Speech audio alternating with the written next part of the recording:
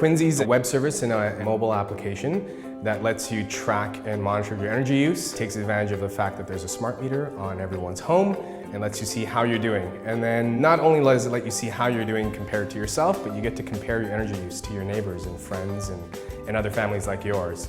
And so that adds a bit of a game element to it. It gamifies and socializes energy use, something that we don't really think about on a day-to-day basis. The first time, especially when they log on and see how much money they're spending, it's fantastic to see. We know about igloos. There's also Quinzees. And Quinzees, instead of cutting out blocks of ice, you pile up a mound of snow, let it set, and dig it out, and you've got a really efficient shelter from the cold. And we use that idea for our service and our application because we want people to live in smart homes.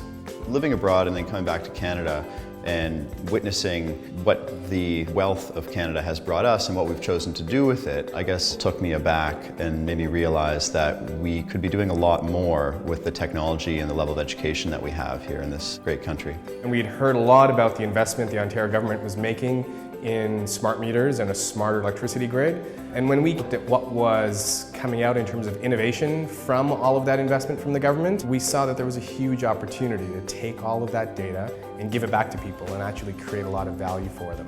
I think it's great to get recognition from companies like Scotiabank in the startup community because it demonstrates there's an interest and investment and willingness on the part of the bigger institutions that we all deal with to see things happen differently.